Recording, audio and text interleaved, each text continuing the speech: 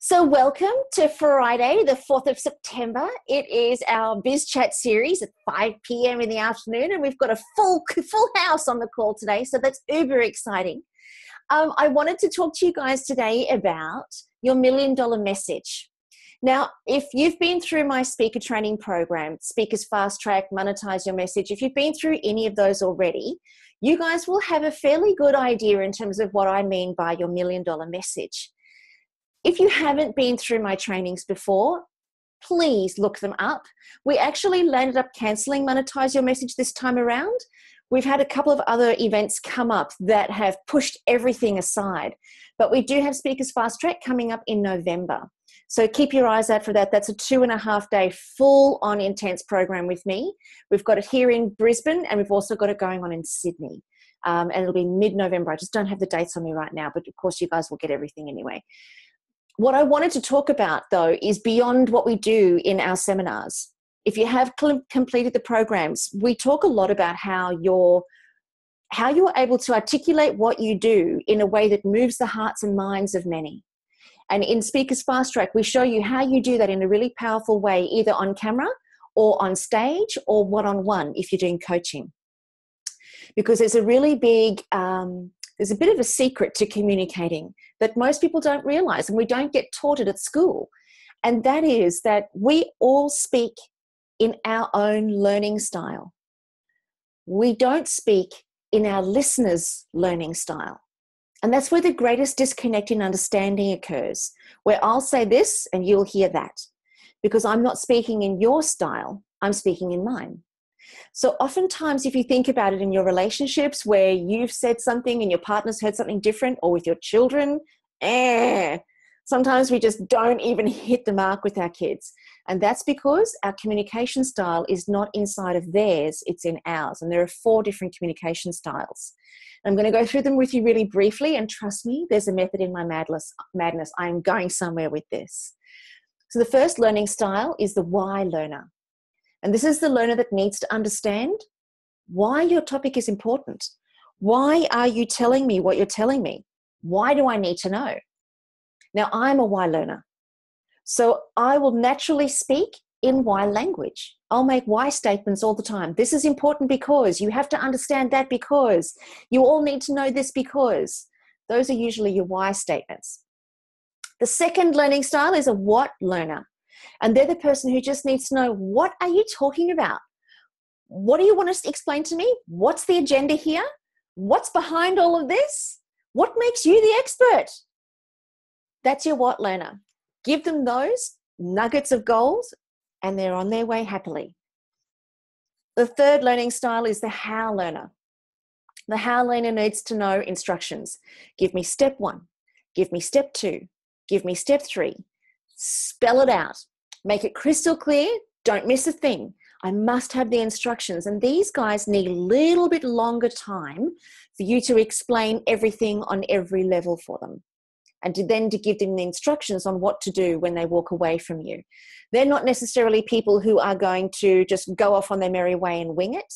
Whereas your why learner, tell them why they need to do it and they're off. And oftentimes they'll mess it up, point in case.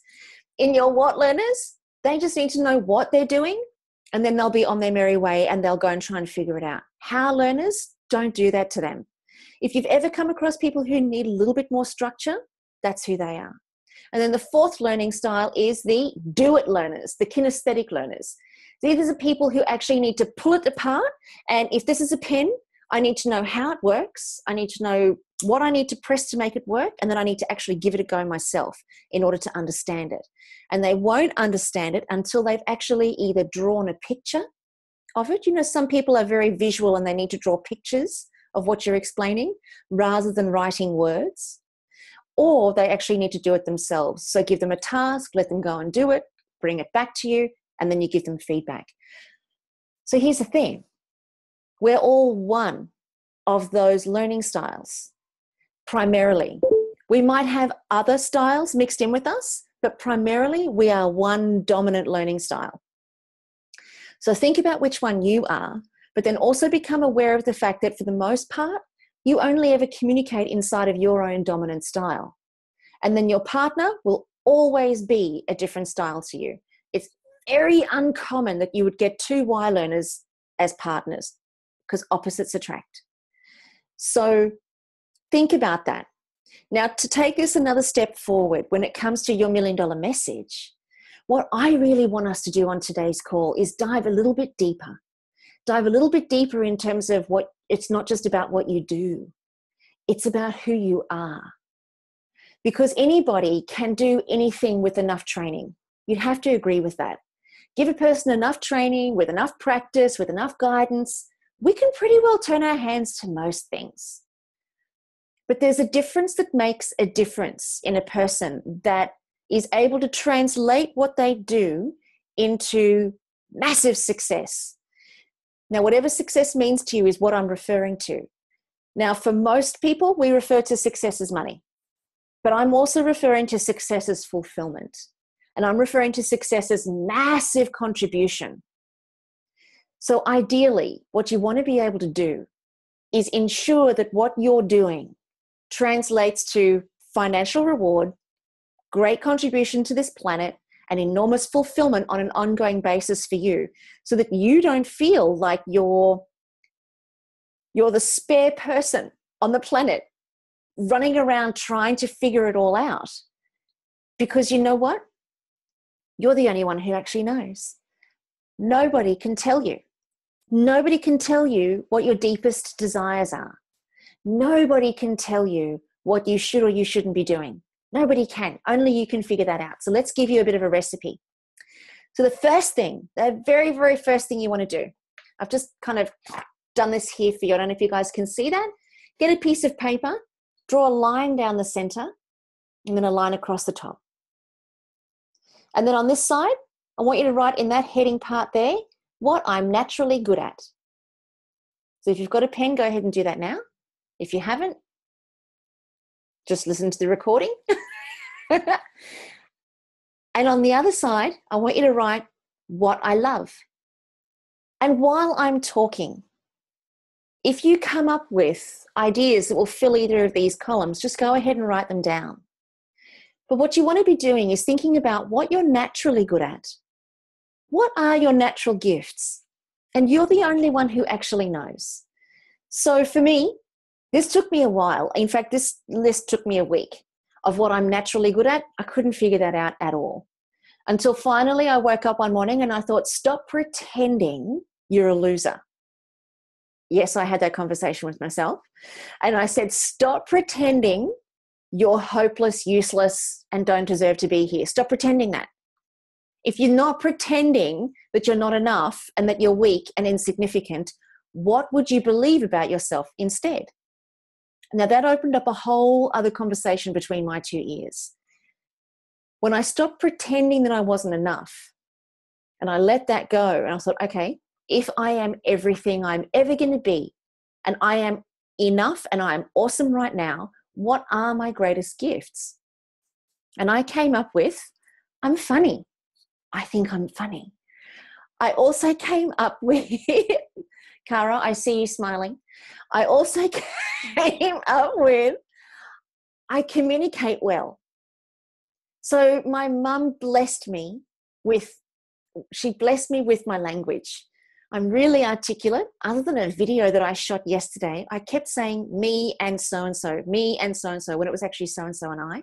Oh, yeah.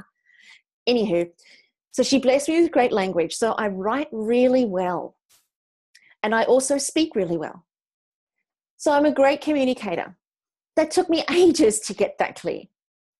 I also came up with that I'm naturally good at loving people.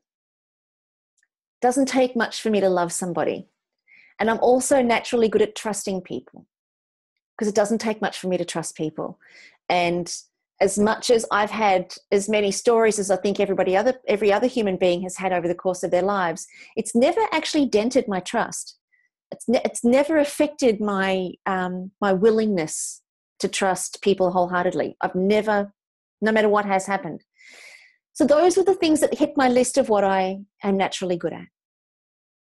And then I looked at the list of what I love. And now this list went off like firecrackers. So I had shoes, I had color, I had puppies, I had photography, I had helping people, I had flowers, I had earrings, I had rings, I had crispy sheets, I had,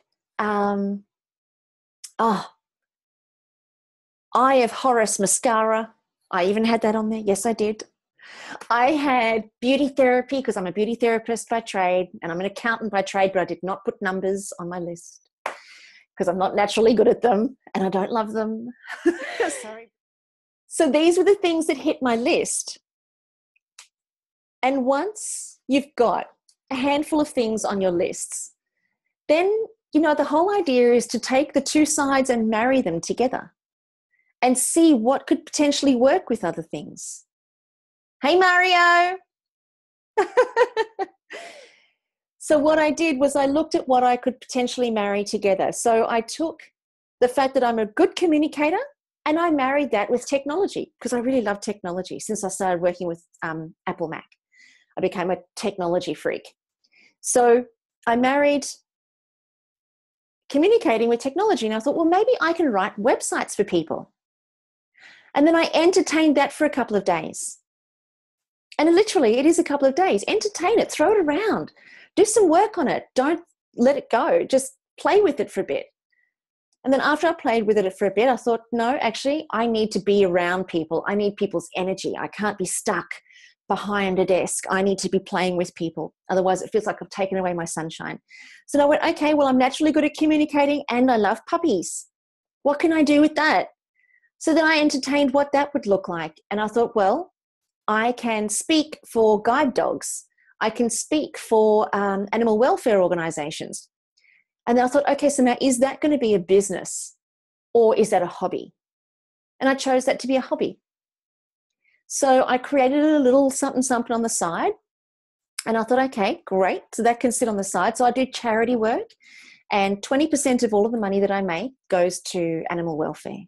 And that's really the reason why I went into business in the first place, was because I can't save animals because it just breaks my heart to see them in pain, but I can bust my hump to make money to pay others that can. So for me, that's what drives me. And that felt beautiful. And then I put communicating and helping people together. And then I played with that for a couple of days. And then bingo. I woke up on a Tuesday morning and there it was, I'm going to learn to speak. Now, at that point, I didn't know that speaker training or going and learning how to speak would land me where I am now. But one thing always leads to another, which leads to another, which leads to another. Everything is always a stepping stone. So if you told me 10 years ago that I'd be doing this today, I probably wouldn't have believed you because I would have thought that I wasn't good enough. But back then, learning how to speak for networking groups, well, that felt well within my reach and it filled my cup up enormously. But then once I figured out what I wanted to do in that moment, because it changes for me every year, and I can tell you now, this exercise, I do it every year at this time, which is why we're doing this call, because I'm working on mine right now. Every year I reinvent myself. Every single year I go deep inside and I say, what is my deepest joy this year? And is it going to be applied to my business or my hobbies? And I actually let myself have both. I don't hold myself back on anything because honestly, by the time I get to the end of my days, I do want to be worn out. I want to be absolutely shattered. I want to have done everything, because life just for me would not be worth living otherwise. So once you've got your lists and you've started to figure out some of the things that you'd like to play with, whether they're in business to make money or whether they're in hobbies or where it's just something to fill you up, we've got to look at ourselves at all aspects of ourselves. We're not just business people. And I'm somebody who doesn't have kids, and I know that there's a handful of you guys on the call here who are the same. Now, it's easy for me to do 15 hours a day in my business. Very easy. In fact, this whole week, I've done 15 hours except for today. I took the morning off. But I've done 15 hours every day. Yeah. And it's easy to do that. But now it's time for a little bit of balance. So tomorrow I'm taking my camera out because I love photography and I've got the best gear that I use for my business, but I'm taking that out and I'm going to go and take some photos of puppies at my local park. because that really floats my boat. And I've got a little side thing that I've just started. Can I tell you? It's going to be a secret. I've got a little side thing that I've just started. It's called Puppa Chups, puppy portraits.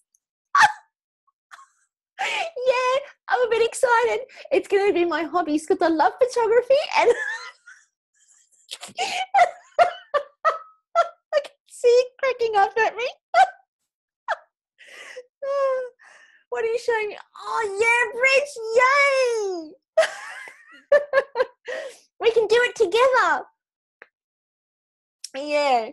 So it's just something that it totally lights me up. And that's absolutely balanced for me. You know, it's absolutely balanced for me to go and take photos of beautiful, fluffy faces and, you know, just capture moments of magic with our animals. I just think that feels like bliss to me. So, you know, we don't have to hold ourselves back from anything. We can actually allow ourselves to give in and surrender to our deepest desires, and they sit about there. Our deepest desires sit about the solar plexus level. You can feel it in your body. It's real. It's tangible. Nobody can say that it's not there. And as soon as you get those desires, here's my rule, because I'm one of these people who gets desires and ideas all the time. But it could just be an idea, or it could be a desire. So the way that I figure it out is I say, if I've had an idea for more than 5 days, and it's starting to fill me up and it feels light and there's lots of enthusiasm with it, I'll take action on it. But I must have it for 5 days. Because if it's just an idea, my God, I would burn myself out with the number of ideas that come through my head. And I get them usually on the toilet, in the shower, or just as I'm about to fall asleep. I don't know what that's about. But it's got to last for 5 days. Anyway, so what I'm saying about that is don't hold yourselves back. Give in to your desires, but make sure that they are your deepest desires. And the way that you tell is that it comes with enthusiasm. It doesn't come with weight. It doesn't come with obligation. It doesn't come with need or desperation. And it doesn't come with pain or suffering. When you feel those motivators, drivers, that's not desires. That's motivators. And motivators can sometimes have fear behind them or anxiety behind them. And those are the ones that I actually want to encourage you not to take action on. Because when you take action on those, that's your ego speaking. That's the part of you that you ultimately don't want to feed. You don't want to feed your need to look good. You don't want to feed your need to be right. Because the more you feed that need, the hungrier it becomes. And then ultimately, your whole life becomes about looking good, fitting in, being right. And then that's a way to be trapped. That keeps you trapped in that way of relating to the world, and you're not free there. Nobody else is doing that to you except for you. So if a desire doesn't come with lightness and enthusiasm, it's not a desire. It's something else that you can do some work on and look into. What I want you to think about now, just moving forward as I open up the call, I want you to think about, let's say you have found what you think your purpose is right now. So I'm just going to use, Bridget, I can see you, so I'm just going to use you as an example, my love. I hope you don't mind. So I'm looking at Bridget now. She's worked, you know, she's a woman that I've watched over the last sort of 5 or 6 years. And I've seen huge transformation in the very short spaces of time that I've seen her. I've seen a young girl transform into the most astute businesswoman. And each time I've seen her so much more expanded that I'm almost in awe of her. And now she has a business in finance and lending. And I would imagine that that's been your goal and your ambition, to have your own business and in something that you love. So even when we find what it is that we think that we're here to do in this moment, because this is a stepping stone to something else or something bigger or a bigger business or another partnership or whatever, you know, life is always expanding. This is not it. This is where we are today. This is where I am today. Tomorrow is going to bring something more. The question to ask ourselves is to really break ourselves down into those 4 strategies that I mentioned before. Why do I do what I do? Now, a lot of people will stop you there, saying that's how you discover your purpose. It's your why. And your driving force is always go back to your why. I'm just going to say it. That's crap. You are so much more than that. You are so much more than just a why. So if we're to just break it down into 4 pieces, trust me, you're so much more than these 4 pieces, but this is a place to start the investigation. Why are you doing what you're doing? Be clear on all levels. And when I say why, I want you to answer the question, why is this important to me? And why is this important to the world outside of me? Because it's not just about you. Everything that we do is about contribution and making a difference. Out of 450,000 people, probably 460,000 now, that I've worked with over the last 7 years across the globe, I've asked every single person, do you want to contribute and make a difference with what you do and what you know? And every single person, except for one, every single person has said yes. Everyone. So our ultimate desire, our grandest and biggest desire, beyond having our own business, beyond being a success, is ultimately the meaning of life is to contribute and to make a difference. So why is it important to you? Why is it important to the world? What problem does it solve for you? And what problem does it solve for the world? So what we do actually solves a problem for us, either indirectly or directly. It solves the problem of being a pauper, potentially, or it solves the problem of, I started the speaking business because I had no speaking experience at all and none of the speaking bureaus would take me on. So I thought, buggy you, I'll do my own seminars and my own events. I don't need a speakers bureau to promote me. And honestly, to this day, I don't work with any speakers bureaus. I don't need to.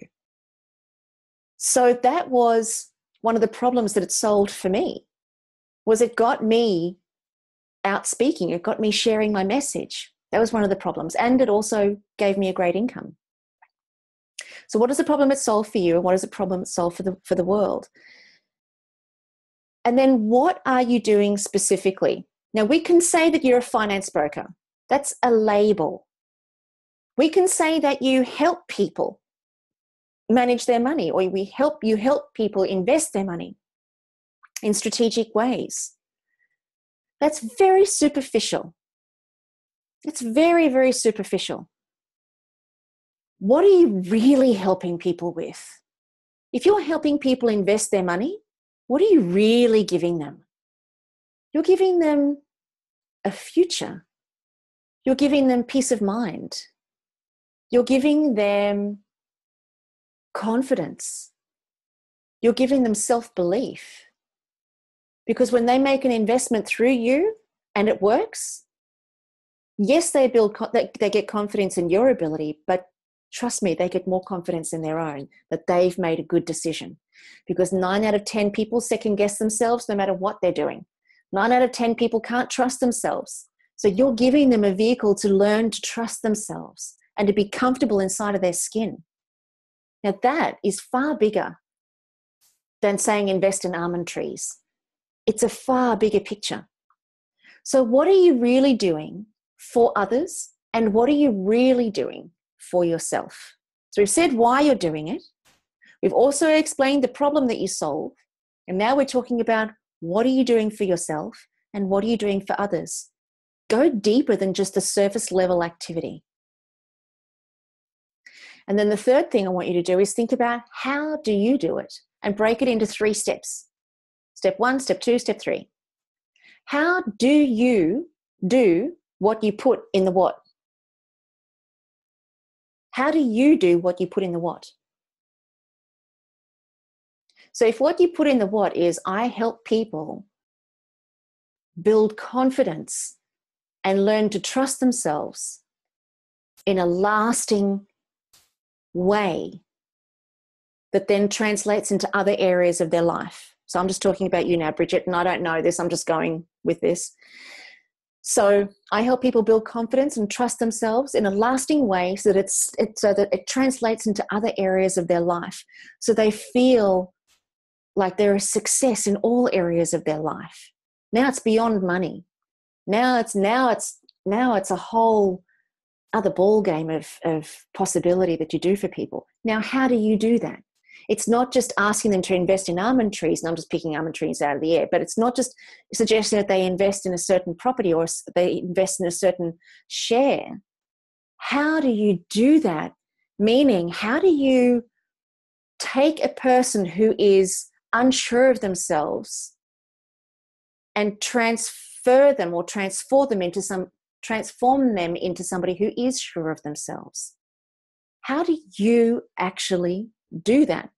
Now, this is going to cause you guys to go deep inside and look at your authentic self,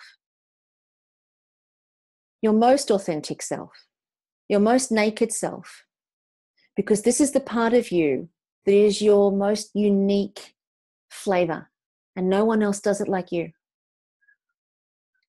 No one else will do what you do like you do it. Now, if you don't know how you do it, there's a problem. And this is the problem that's been existing for people in terms of finding their purpose and fulfilling themselves, is because they're all operating on the surface level. I help people manage their money. I'm telling you, that's not it. Money represents life. We have people that are personal trainers. We have people that are nutritionists, and they say, I help people get their leaky gut in order. Man, that is not it. If we are only operating on that level, it's a very superficial level. And it's not only us that goes unfulfilled, but also the world outside of us that goes unfulfilled. Because it's not enough to just help people with a leaky gut. You've got to help people discover how to listen to their own body, how to tune in rather than tuning out. That's not about nutrition. That's about inner knowing of this phenomena. Now, how do you do that?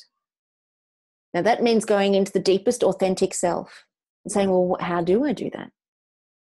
And there's a part of you that when you get through all of the superficial chit-chat, there's a part of you that gets very real and very raw with yourself and with the people that are in front of you. Put that to language. Explain what that is, because that's your gift. And that is where you make your $1 million. That's where you reach your massive success. Because anybody can teach nutrition. Anybody can be a personal trainer. But no one is going to have the flavor and the uniqueness that you will. Now, I see lots of eyebrows doing that. And I see lots of faces unsure. So I'm going to open up the lines now and start to talk to you guys about any questions that you've got. Hopefully I have helped at least give you a bit of a roadmap. If you haven't been able to work on it while we've been on the call, at least it's a bit of a roadmap for you that you can work on over the course of the weekend. And actually, you know what I would actually suggest? Never stop working on this. Work on this for the rest of your days. Make this your recipe. Make this your winning formula. And if you do, and if you put enough effort into this, I promise you, not only will your life become this most profound expression of your most authentic self, but also the contribution, the difference that you'll be able to make to others will be far greater because your capacity is greater. Here's the thing. When you operate from the superficial level of being a nutritionist or being a health practitioner or a naturopath or a dentist, you're limited to your capacity of how much you can do and how many conversations you can have and what your energy level. You have a capacity, you have a limit. But when it comes from your most authentic self and your deepest desires, when it comes from the deepest, most naked and authentic self, your capacity is exploded and it's endless. It's limitless, absolutely limitless. You can work for hours without losing energy. You can sustain yourself on little to no sleep And you will be totally enlivened every time you have a new conversation. You'll never find yourself at the point of burnout, because we only burn out when we're working on the superficial level. But when we work from the level of our deepest and most authentic self, that's where the real you comes out. And the real you is unlimited.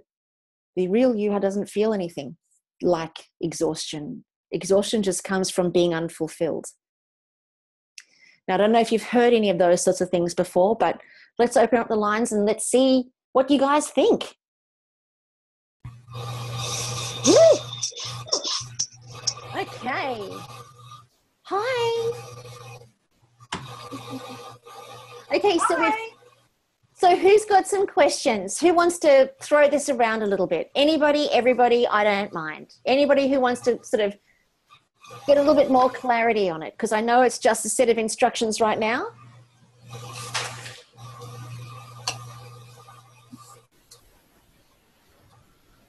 Of course I do, Karen, but I always seem to go first. Well, somebody's got to, beautiful. Somebody's got to. Okay, some bit of clarity, please, on the last one, the how. Okay. Are you saying, how do I personally do? Okay, let's start from the beginning. Because my passion is to see as many people as possible cook from scratch. And because it gives self-confidence, better health, sense of achievement, the creativity. So do I have to look at how I get those things from cooking from scratch? That's a great place to start. Yeah. So if you come back to step one, why is that important to you to help people cook from scratch? Why is it important to you? What's in it? Well, I know the benefits that I get from it, and I would like to see others get those benefits from that. Mm-hmm. Especially the people who've never even had a taste of it. You know, my things are the people with ADD, to help them cook from scratch. Okay, so why is it important to you that that's your thing? Why?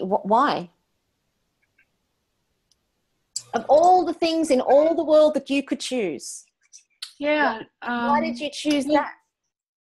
Why is that important to you? I suppose going back to my list, it's something I love and it's something I'm good at doing.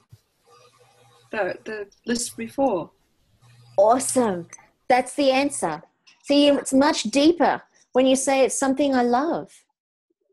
That comes from, even the way you said that, it comes from a much deeper place other than I just want to help people cook from scratch. It comes from a deeper place. Now, why would that be important to other people? Why is cooking from scratch important to them? They don't know any different, so why would it be important to them? They only know what they're doing. They don't. Why would they want to change? Why should it be important to them?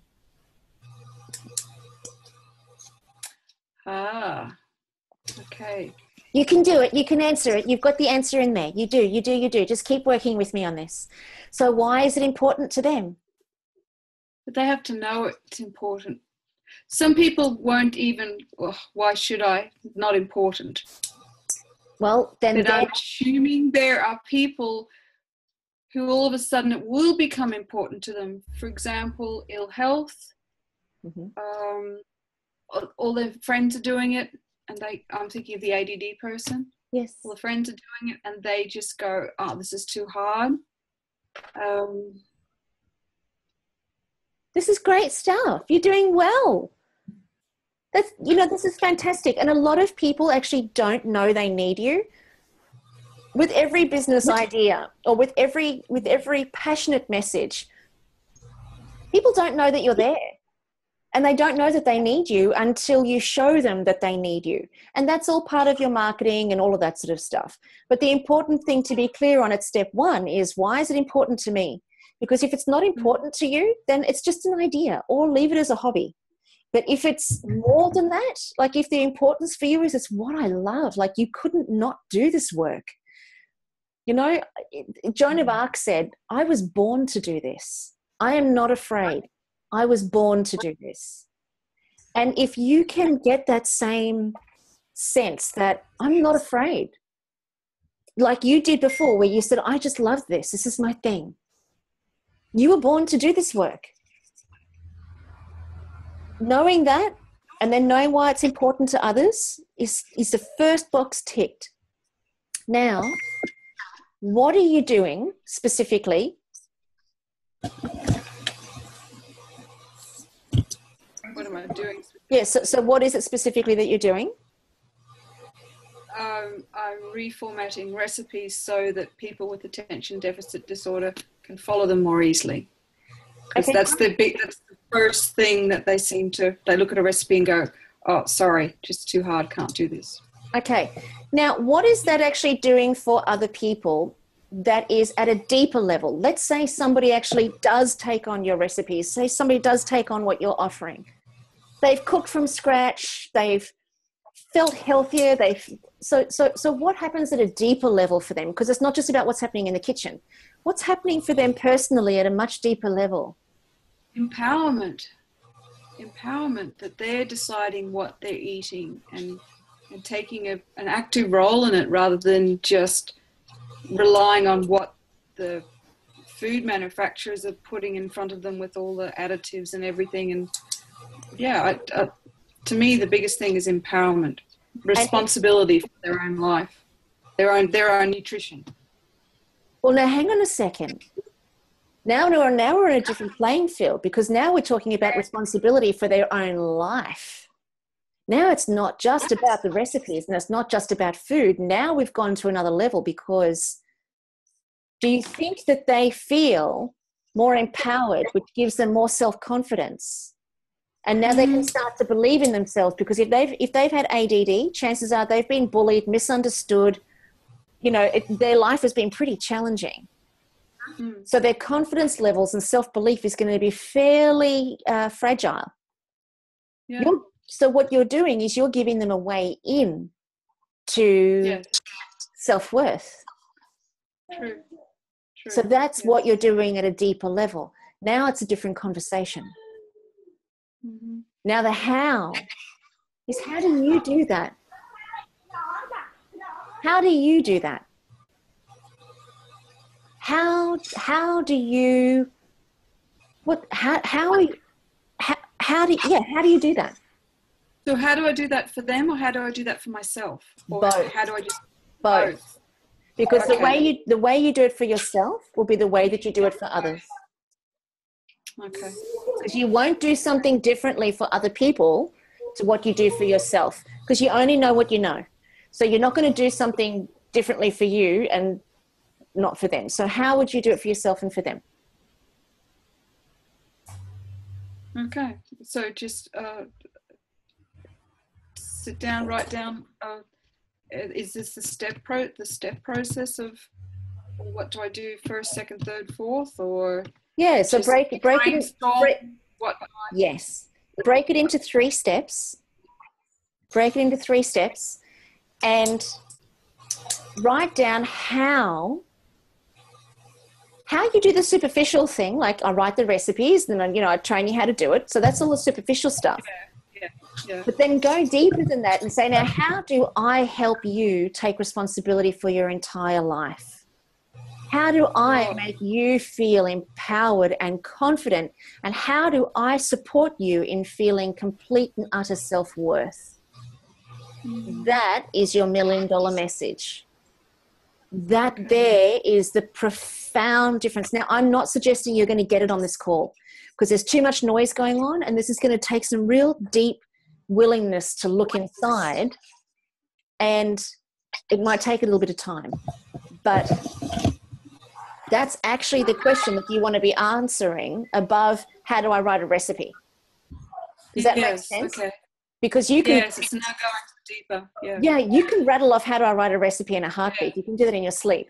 But what you're actually giving people beyond the physical, superficial level, what you're giving them is far grander than that. And that is what I want to know. How do I do that for myself? And how do I do that for others? Mm-hmm. Also, creativity comes in there too. Of course. Absolutely. And This is going to become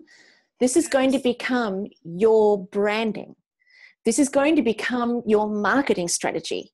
This is going to become your social media strategy. This is going to become, if you the vehicle that you use to write articles, that you put on your website, the words that you use inside of every conversation that you have with people. Because when you move people at their most authentic self, you get lasting transformation. If you stay at the superficial level, you're competing with everybody else, and there's no difference. There's no difference from one personal trainer to another personal trainer. Everybody says that they're going to help you get a tight butt. What's the difference? Sorry, Karen, can you repeat what you said first? I just said about the tight butt with personal trainers, that bit. If you're superficial, you're just like everybody else, but the first one was, speaking to their most authentic self. That's when you get to make, when you speak to their most authentic self, you're making lasting transformation, and you're making that shift for people that sticks. Right, got it. Thank you. And the upside for you is you feel completely fulfilled. And when you feel completely fulfilled, you then have a strategy that you can sustain for the rest of your days. You'll never get tired. You'll never get burnt out. You'll never get exhausted. It will always, always, always feed you, provided you never deviate. You never, ever deviate. Certainly provide the service, write the recipes, write the books, do the book tours, do all of that sort of stuff. Absolutely. But never lose sight of the deeper, most authentic connection that you have to your message. And always make sure that what you're writing down today or tomorrow or whenever you fulfill this little strategy, always make sure that that is underpinning everything that you write, everything that you deliver, so that that then becomes your message rather than buy my recipe. Wonderful, thank you. It was worth going first. Good. Okay, so who else has got a question for me? Hey, Alison. Who else has got a question for me? Hi, Al. Sorry, the joys of 5-year-olds. Oh, my love, it just sounds like so much fun to me. I'm going to can it, and obviously I'm going to listen to the recording. So I will see you later. Oh, okay, radio. Bye. Bye, my love. Bye, Alison. Hasn't she just got the best smile in the world? She's got the best smile. Lights up a room. Okay, so who else has got a question for me? Hit me with it. Anything. We've got 10 minutes left. Mine's not a question. Mine's more, you learn this at uni and all that as well, but it's amazing how much psychology there is to business now. And like, you've given me some homework, but in my industry as well, if you can't change people's behaviours, yes, or what they perceive, or, their willingness to spend money or things like that, it's so much harder. But if you really get, like you're saying, your message, that is the key. So you've given me some homework. Yeah, Bridge, that is absolutely the key.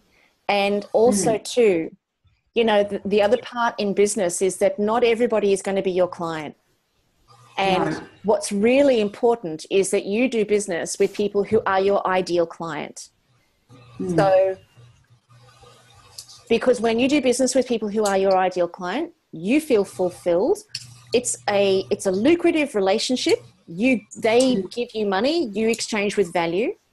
And it's a relationship that's sustainable, it's long-term, it's built on trust, and it's built on authentic connection.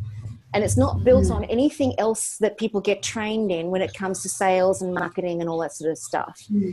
There's a big distinction between a business that has an accelerated success journey versus a business who has an accelerated success journey that's sustainable, versus a business that has a success journey like this and then eventually goes out of business. Because most businesses are doing this because they're not, they don't have a sustainable business model in there. So to get to where you want to get to, and, you know, after the email that I got from you, Bridge, to get to where you want to get to, man, that's not far. That's just around the corner. You put the right strategies in place, you communicate your message in a really powerful way, like attracts like, and some opposites do attract, some, but predominantly like attracts like. So you want the people who are going to be your people, who are going to do business with you over the longer term on a sustained level, and then word of mouth then becomes your greatest recipe for referral. You know, it just gets bigger and bigger and bigger and bigger. And then anything that you do from a marketing strategy point of view is an absolute bonus. Yeah, and you're so right. That's why I've had to, you know, start in my own, because old school financial advisors, like, it's not me. Yeah.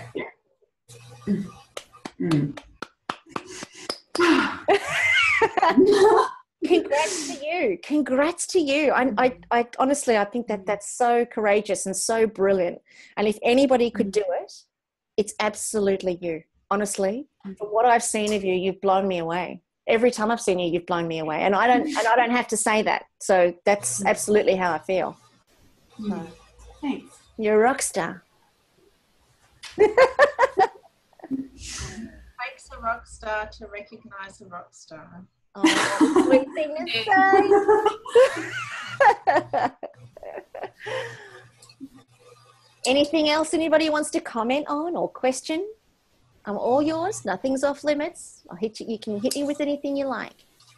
Hi, Karen. It's Audra. Hi, Audra. Fire away, beautiful. Mine's not really a question. Mine's more of a comment. This week's been interesting. I'm studying nutritional medicine at the moment, and I'm at that point where I'm sort of halfway through the degree, and I'm getting to this, like, I'm not sure if this is really what I'm wanting to do, because it's this one-dimensional approach to health. So it's actually interesting what you're saying, because I don't want to graduate just as a nutritionist, and that's really what I want to be known for, because of the whole big picture about wellness. And I guess it's this journey. Like, I'm going to finish my degree, but I don't want to graduate as being a nutritionist, and because I don't visualise myself as being this person that's just going to blog about food all the time and just have pictures of food, because that's so, like, wellness is so much more than just nutrition. And obviously I've always been interested in the asset part of things, and this has been interesting. Even this week we've been sort of seeing clients and coming in, and honestly I just, we're talking about nutrition, but sometimes I just want to kind of almost jump over the desk and give these people a hug, because it's not just about the food, there's so much more to helping them. And it's, I just wanted to share that, because I feel like I'm on this journey of a self-discovery as to what I want to do or how I want to, Well, here's a little tip for you to help you along the way, and anybody else who might be interested. Think of it in the same context as Bridget. You will bring something, sorry, I can just hear a noise outside. You will bring something so unique to the industry that isn't currently there, like Bridget's doing. There's a saying about creativity. And creativity is the ability to bring something down that doesn't currently exist. And there has to be people in this world that feel the same way that you and Bridget do, and that you look at the current establishment and you say that it's inadequate. Now, you don't know necessarily at this point specifically what it is that you need to create to revolutionize it or to transform it, even just for your client base. You don't necessarily know what that is. But a really good place to start in the creativity journey is to ask yourself the question, what is it that I need to learn? What do I need to learn? And that's the best place to start creating from. Don't ask the question, what do they need to learn? Because you can never know what people need. And while ever you're looking outside thinking, what can I create for others? You'll never actually get it right. You'll always be questioning it. And you'll never know because you can't read other people's minds. But what you can do is build your product and build your point of difference from the inside out. And that's all that everybody actually wants. They want to know, what do you know that I can model myself from? So if you don't know, you can't share it with them. And that's where creativity comes from. It's bringing something into creation that wasn't there before. So to say, what do I need to learn? Well, I need to learn. So for you, Audrette, maybe I need to learn some psychology. I need to learn some mindset tools. I need to learn some performance management or performance enhancement or something. I need something along those lines. Now, what am I going to do with that? Well, actually, I've got a bit of noise going on up here for myself. Self-doubt, questioning, unsure, lots of chatter, very busy, very noisy in here. And I sometimes don't know whether I'm Arthur or Martha, and I'm confused all the time, and I'm questioning myself. And honestly, I can see you nodding, but I'm speaking on behalf of every human being because everybody feels the same way. But when you go in and say, what do I need to learn? Your answer comes so thick and fast, you can't stop it. When you take yourself down that path, what you're able to share with people is far deeper than just learning something from a textbook so that you can help someone. Does that make sense? So just always ask yourself, what do I need to learn? And if it's in the context of finance, then cool. It doesn't matter what context it's in. Just go learn it, implement it, make sure that it works, and then share it in whatever way you share. And, trust me that there are going to be more people interested in your experience of something than your intellectual knowledge of something. A lot of people feel like they have to go and get degrees and qualifications in order to make the difference what they really want to make. And in some cases it's necessary, like Bridget and, being a nutritionist and so on, it is necessary. And being an accountant or working as a psychologist, those sorts of things are necessary. But I can tell you now, in 10 years, not one person has asked to see my psychology degree. Not one. I don't even know where it is. No one's ever asked to see my accounting degree, and nor would they. People are not interested in the intellectual knowledge. They're interested in your experiential knowledge because that has depth and that has meaning, and then they can translate that into their own lives.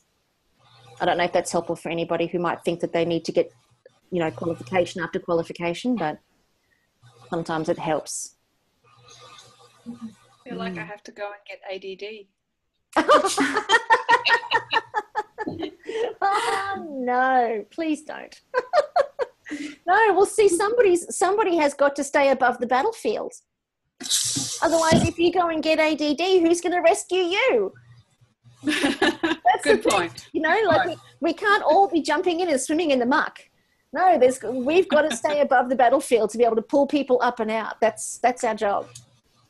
You've got to think of yourselves. Yeah, you've got to think of yourselves as, I guess, in the most trite term, you've got to think of yourselves as leaders. Otherwise, you wouldn't be on the call, right? So you've got to think of yourselves as a leader. And a leader doesn't say, do what I do. A leader says, I'll go first. That's what makes the leader a leader. I'll go first. I'll make sure that this works.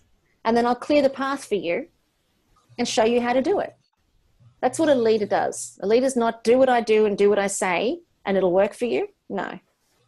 That's the old school methodology. Like that's why it's that's why it's always important to say, well, what do I need to learn next? What do I need? What do I want? What would light me up? What's important to me? What do I need to know for myself? Look at you like a little Christmas tree, Leanne. You just No, I don't feel so bad about going first. Yeah, absolutely. Somebody's got to do it. Otherwise you wouldn't be on the call. I mean, really? It's 6:10. You could be doing a lot of other things with your Friday afternoon. And look at you guys, all of you, here on the call, enhancing yourselves and expanding your minds. This is amazing. This is absolutely amazing. And it's such a credit. Honestly, I feel very honoured. I feel very honoured to share the ride with you. It's, could make me cry, actually. Yes, I just want to say this is amazing free information you're giving us. It's just, you know, pages and pages. So good. And it's all free. Thank you so much. Oh, you're beautiful. Oh, you know, it's a real pleasure. And I love seeing the four of you on the lounge. This is awesome. Wait, That's where I'd like to be on the Friday afternoon. Yeah. Yeah, I'm going to see if I can't get a screenshot of this. Yeah. Got it. Oh. Hang on, do it again. But you guys have got to keep talking because it keeps you on the main screen. I got you. Oh, that's amazing. We need another one with the drinks. Yeah, with the water. There we go. Well, look, it's an absolute pleasure. I'm honoured to be able to do it, and I really feel like, it does get to a point in a person's life where you give for the sake of giving, and I really feel like that. And these biz chats, I just love them. I love hanging out with you guys. I think it's amazing, and I'm not in it for any gain, to be really honest. I'm not. So I'm just doing it because I really enjoy doing it, and I think that if I can help, or if I can support, or if I can be a part of your journey in any way, well, then I'm the lucky one. So there you go. Thank you. Thank you. I just had a thought. Appreciate it. But, can you hear me? Hello? I can. Yes, I can hear you. Oh, sorry. Got you, beautiful. Instead of watching TV, there should be something like this that's like interactive TV. So the person, that's the next reality show, I believe, and Miss Karen should be starring in it. But you get to watch, listen information that you want to hear, and then you get to interact with the person that's. I reckon that would be great instead of. It's a great idea. So You should copyright that. 30 in the afternoon, I turn on Karen. I think that's a great idea. I should, Karen should. Karen's transformation. Yeah, Karen's couch. We've already got Karen's couch. We just do it live. See you lighting up now, that's for sure. I know. And I've also got another program that I'm launching called The Effortless Self, which is a 7-part online program. So it's all about bringing us back to the base and doing it effortlessly.